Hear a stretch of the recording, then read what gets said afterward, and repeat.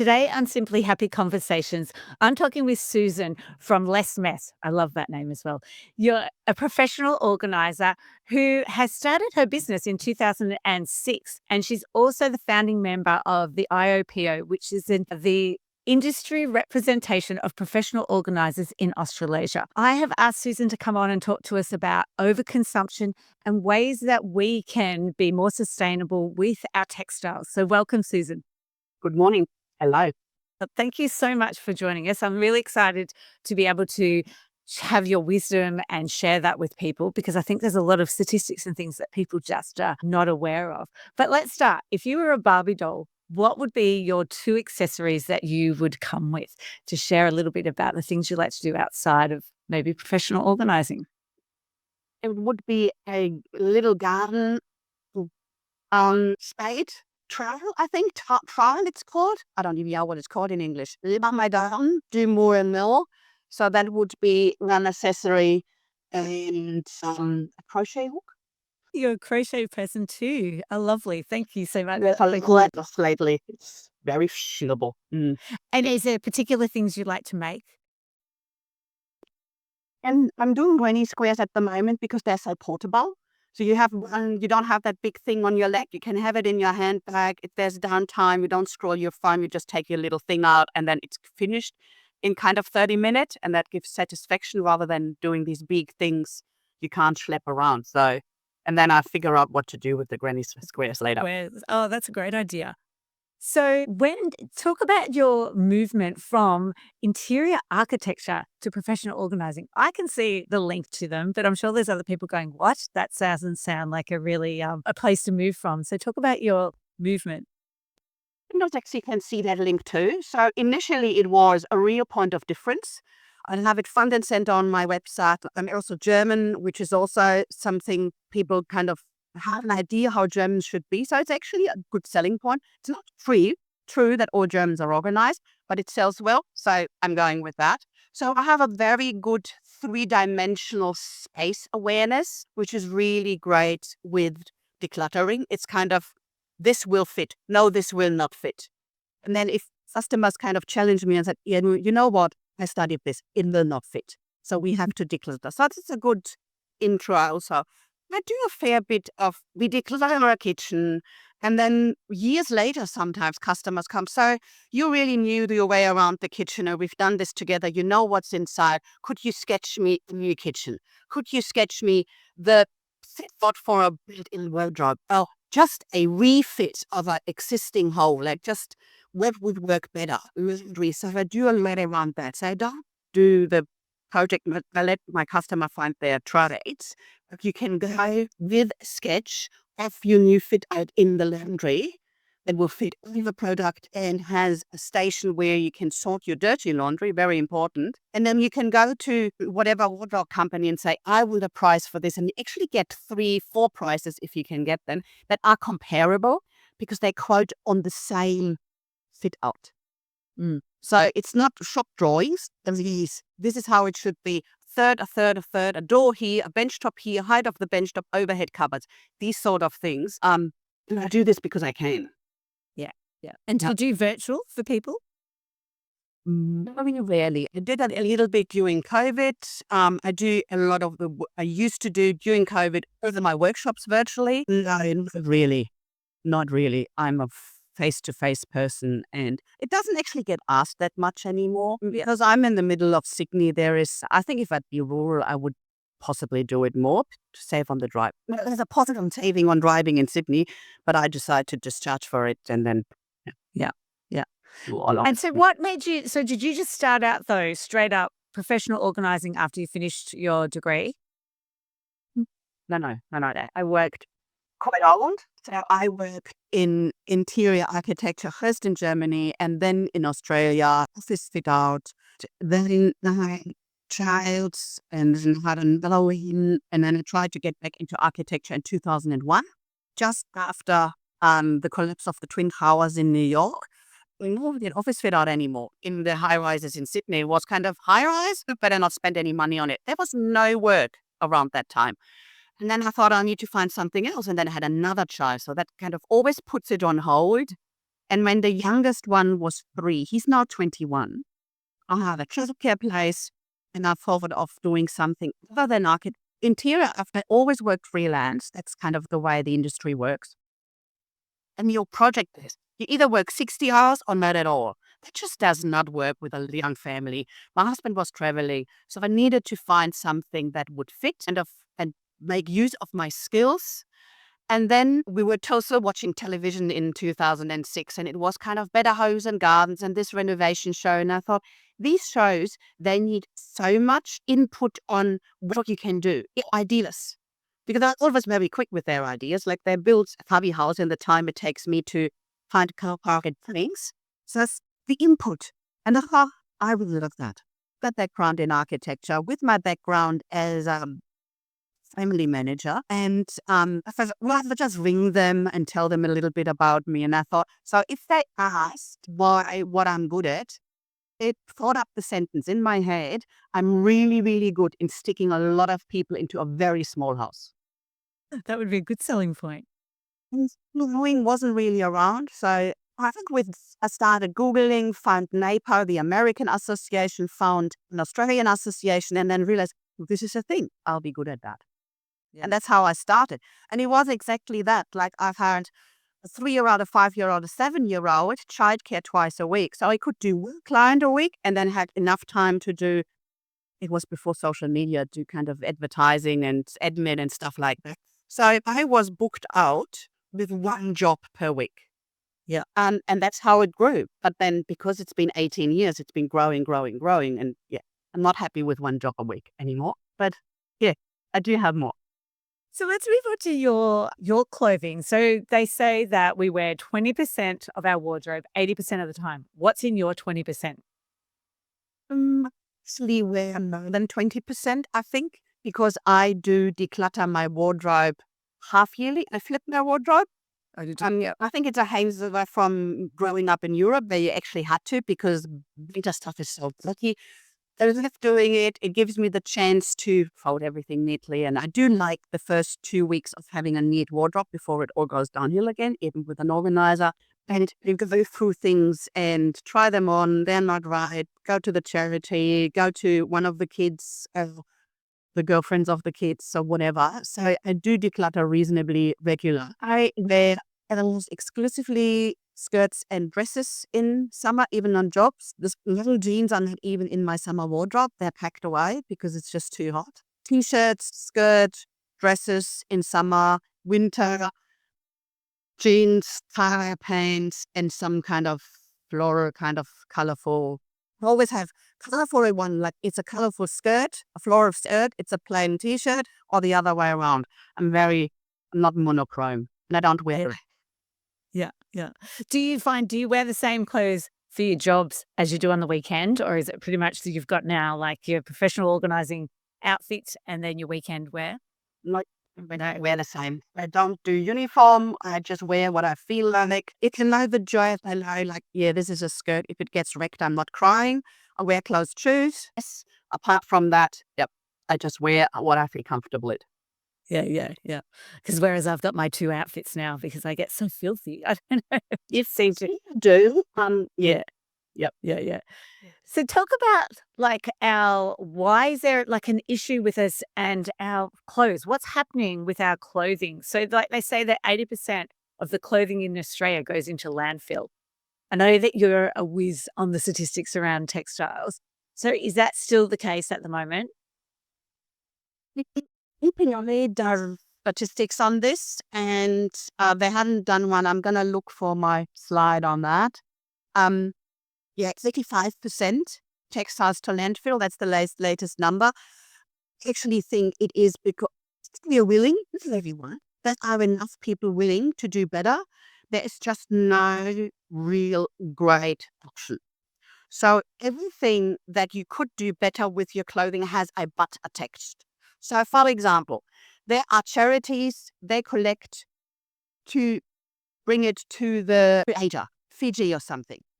Do you really want the carbon footprint of the transport there? What does it do to their local rag trade?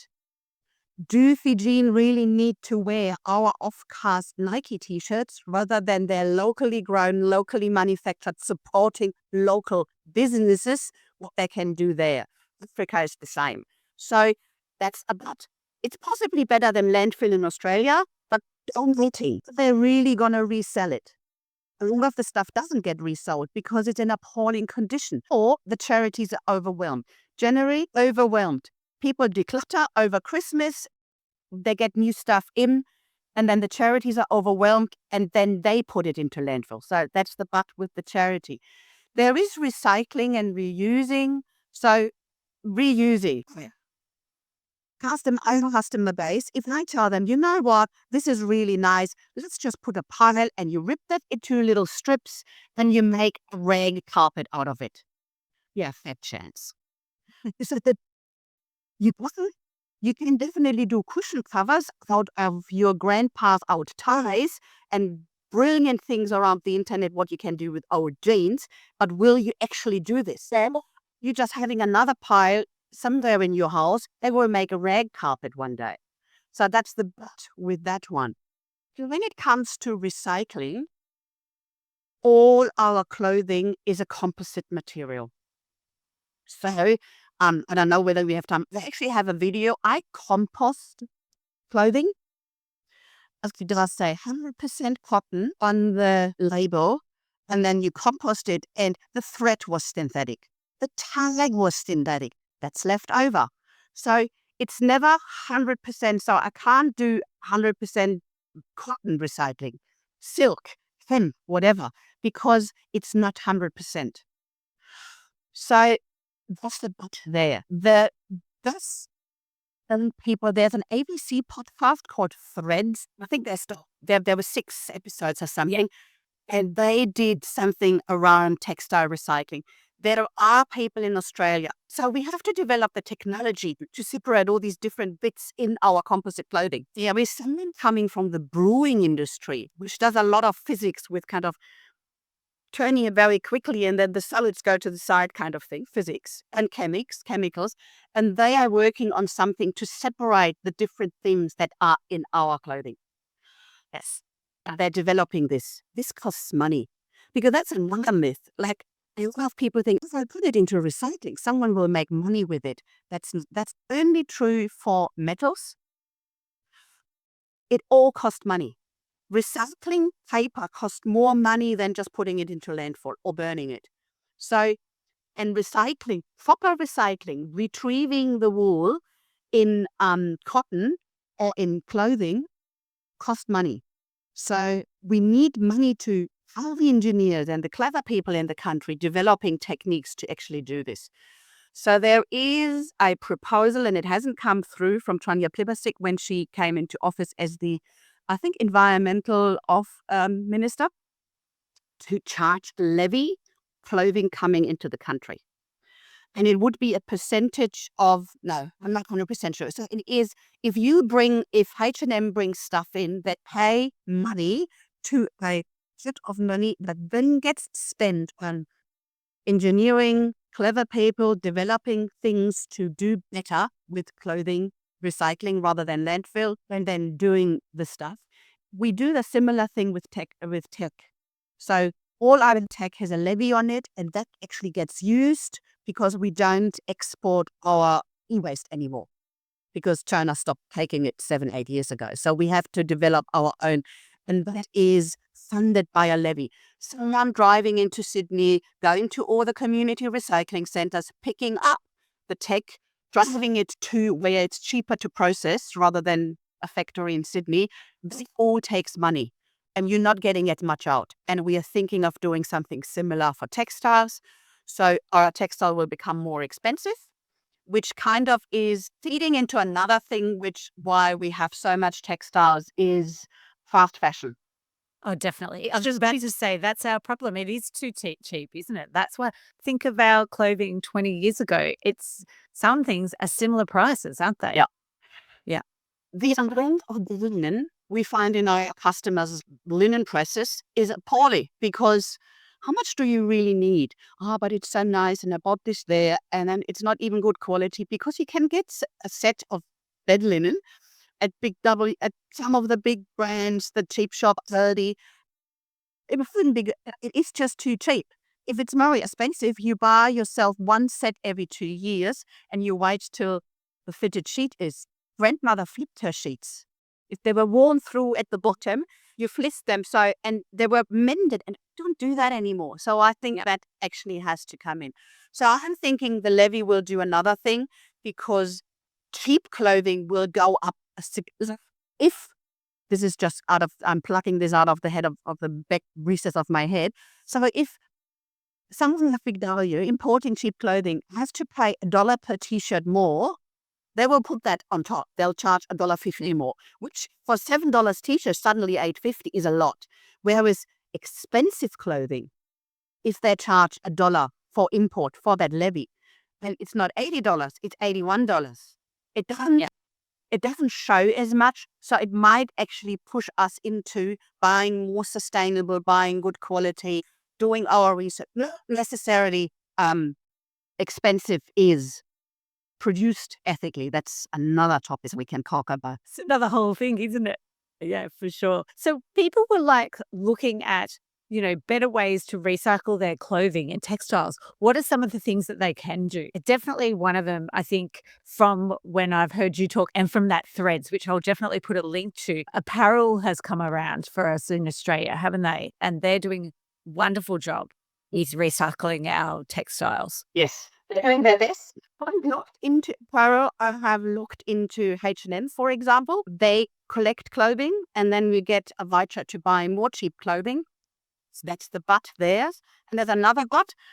As far as I know, and I did try to dig deep on this, they use a company in Germany that does their textile recycling. That's a long way away from Australia. Do we want the carbon footprint of transport?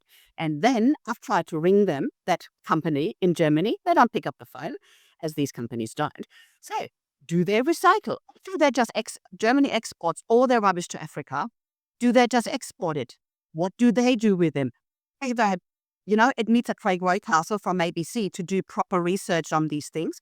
He has done a whole series on clothing because it's complicated. It has so many different strands, and someone collecting is not necessarily someone recycling. A good example is the soft plastic disaster we had 3 years ago in Australia. Collecting went gangbusters. It really worked really, really well. And no one asked, is it a logistics company collecting or is it a recycling company? So that's the same. So you always ask questions and very often you get nowhere. And that's, for me, I'm attaching that but. Zati does collect clothing. Sheridan does collect bed linen and towels. But do you really know what they do with it? Yeah. The answer, I think it's better than landfill.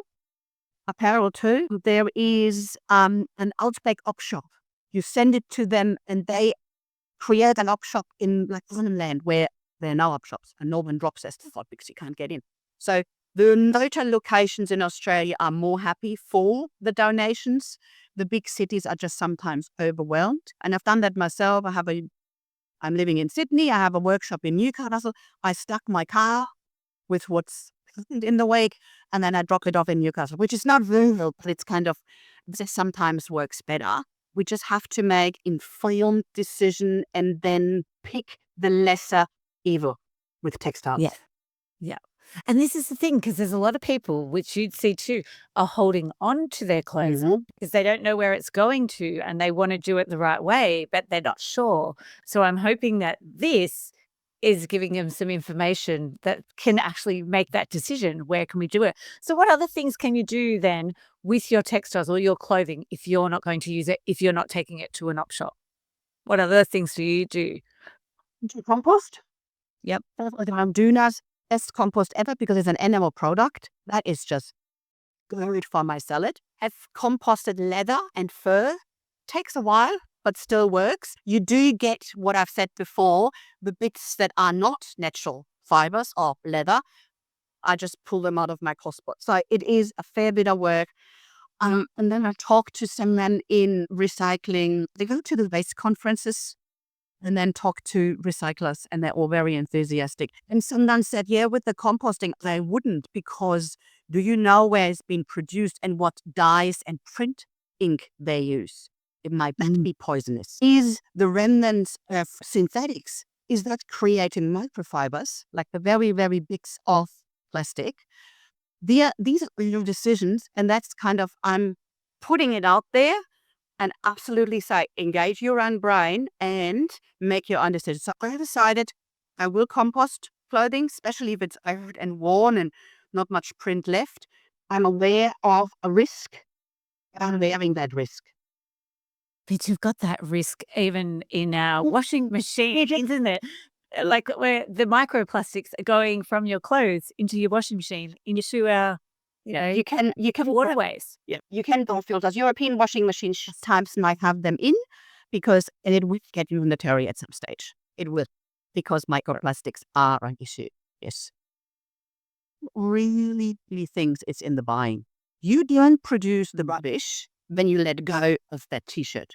You produce the rubbish when you buy it. Yeah, simply when you buy it because you don't need it. That's when you produce rubbish. So it's not the can't let go of it because it will be landfill. It should be can't buy it because it will be landfill at some stage. Yeah. So it really is, don't let it into your house.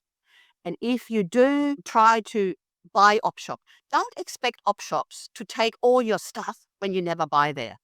It's a circle. It's a going round and saying, if like, I never used to buy op shop before I started this business, because I think I just had issues. I went through the issues I'm now buying because I'm also giving them stuff. It doesn't work. Yes. If we don't buy, so it has to be a cycle.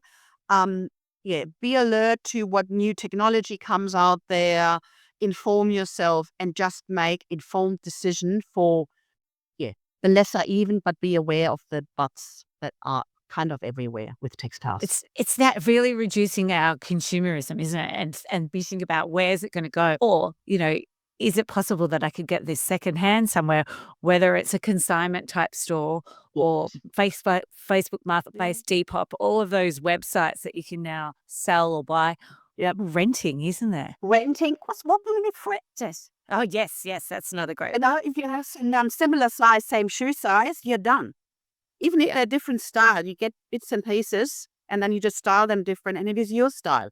And then you give it back and you didn't have to buy it. That's definitely an option that let's finally do internally. If you I had 2 kids the same size through primary school, very handy. And a lot of people do, like mums do it with their daughters. I do a little bit of sweat, like I have boys. So, but you can still, and then if they don't like it anymore, if it fits me, I wear it in the garden, these kind of things. Yes, but be really aware how you shop. That's where the rubbish is. Yeah. And one other thing I wanted to ask you about was bamboo, because I think that was something that I was like, I think we're now in shops, and I've noticed it since I listened to you talk about it, is that is their main feature of advertising, is this is bamboo. So what is wrong with some of the bamboo that we're getting? Of the bamboo, I've learned since how we produce synthetics. So synthetic fibers are made in a factory. And synthetic fibers are made by humans through chemical synthesis. They have to be made out of something. The compound that are used to make these fibers come from raw materials such as petroleum, but also the carbon in bamboo. Or the carbon, I think viscose is the fabric. Oh, yeah, that's it. It's made out of, they always sell it to you. Oh, no, it's natural. It's made of the leftover from the bamboo industry. Yes. Bamboo from the cotton industry. Cotton has issues too. The leftovers, they take the carbon and do chemical synthesis with it to make synthetic fibers. So you can make a plastic out of oil. You can make a plastic out of bamboo. You can make plastic out of the leftovers of the cotton industry. Again, maybe better than oil. That's a finite resource we have. It is not a natural fiber. So plastics don't break down at all. They break down into the microfibers, which then get into our waterways and enter our food chain. So that's the issue with synthetics, and bamboo can be a synthetic. So what would they have on their label that would tell us it is just a natural bamboo product that they're using? Like, do they have to have on their products like 100% bamboo, or like how would we know? Or it says organic bamboo. Is that how we would know that that's the sort of bamboo that we should be buying rather than a synthetic? We don't know. Oh, Yeah. the bamboo was synthetic? Yes. No, it's not. I think you had to ask questions. It's hard to ask questions. Like, the shop assistant wouldn't know. That's news to them. You can use proper bamboo to make clothing, but the really soft one we buy, like bamboo socks, and it is a synthetic. Yeah. That's what it is. It's like raising that awareness, because I know myself, I've gone into a shop that they have bamboo socks. I'll get those. They're natural, but they're not. Yeah. Yes. Synthetics. Like, Yeah. there's all wrong with from the environmental perspective. The huge amount of animals, then the monocultures, and now we stuck around with cotton. So why not synthetic if you want it? That's why textile is such a mind-boggling big field, because everything has a but. Even the natural fibers have a but. Yes, yeah, definitely. And so that's why looking at little things that we can do to change. So for one of my things last year, the year before, the last 2 years, was that I was not going to buy new jeans. There's enough jeans in our op shops, and jeans take up a lot of water, use up a lot of water. I'm sure you probably know the statistic. I have no idea, but I know there's a lot of water use. So I was like, why not buy my jeans secondhand, whether it's op shop or in off Facebook Marketplace? And I've been able to do that so easily since the last 2 years. So it's like thinking about those things. How can you make a difference? And it might be just one small change. Yes. Yeah. And being aware of the challenges. Yeah. Yeah, because it's huge. So what's one thing you wish that listeners could do moving forward around sustainability and even just looking at their wardrobe and organizing their wardrobe and consumerism? Do you organize your wardrobe and have it so, and you would be the same. We walk into, I'd start with wardrobes and bedrooms a lot. It's kind of a good first session. And can people fit in their wardrobe and said, I love my clothes, I'm a bit of fashionista. And it is squeezed in. You can't see anything, half hanging out. You can't slide something to the side to see your garment. There's no airflow. You can't get something out and then you can't get it back in because it's so packed. And I would say, well, love your wardrobe. If you say you love your clothes, this is not a wardrobe of someone that loves clothes. You're not looking after them. They're all cream filled. They might marry it because there's no airflow. Look after your clothing if you think you love it. Don't tell me you love your wardrobe if it is like this. So declutter, put the things back you are wearing. Obviously, I'm a fan of what we started with flipping your wardrobe, put the winter stuff away. I don't need to see, I have lots of boots. I have a bit of a shoe thing. I'll put them away because they don't warm jumpers in the middle of summer. That makes you cringe. So just put them away. There's always upstairs. There's always other storage places. And that'll lighten the load on your wardrobe. You will be able to see your things. And then you should really, with the hanging one, be able to push it to the side and see the whole garment and sort it in a way that suits you. Same for the drawers, the shelves. Organized wardrobe is not necessarily a very neat, forwarded Marie Kondo kind of doing little parcel things. It really is, it has to be user-friendly for the one using it, and not just finding a garment, but also putting it away. So, for example, when I work with teenagers, especially honestly, I'm sexist here. I do know boys who have too much clothing, but yeah. Yes, declutter first, obviously. Does it fit? Is it still your style, or it's still from year 6 and you would not be seen wearing this? Let's just go op shop or rubbish, depending on the condition. And then I do talk to them. Okay, so would you like them all folded? Oh, that sounds nice. Would you fold them? No, I never do that. You know what we end up, and it is still an organized wardrobe. There's a shelf for t-shirts with sleeves, t-shirts sleeveless, long sleeve. 3 shelves. Then we throw the t-shirts on. That's organized. It's with logic. And you might be able to find something. There's no point in having your standards so high of, I'm going to fold, and then they don't do it. Or someone needs to do it for a 16-year-old. Now that's, you know what? It's your wardrobe. You look after it, but you find a system that works for you. So you can roll t-shirts, but that's not for everyone. You can roll towels. You have to find a system that works for you. Lemon press. You want pillows, bottom sheets, single bed, queen, whatever, all these different sizes. Do you put a set inside a pillowcase? Is this how you work? Do you want them in basket? Do you forget that you have them? Like there's all these pictures of lovely linen presses and it's a wicker basket, which is wrong with linen anyway because it catches, and a swing tag and whatever. And then you forget that you have that set because it's in a brown. That's not the right solution for you. It might be for someone else. So really listen to your own inner self and lower your standard. Because if your standard is, oh, it all has to be nicely folded, and you can't be asked, it ends up on the floor and the bed, your standard is too high. It's better done than not done perfectly. Yeah, definitely. That's a great way to finish, Susan. Thank you so much. I love that finishing last tip. How can people connect with you and find you? The website, I'm old school. Google LessMess. It Googles very well because I've been around the block.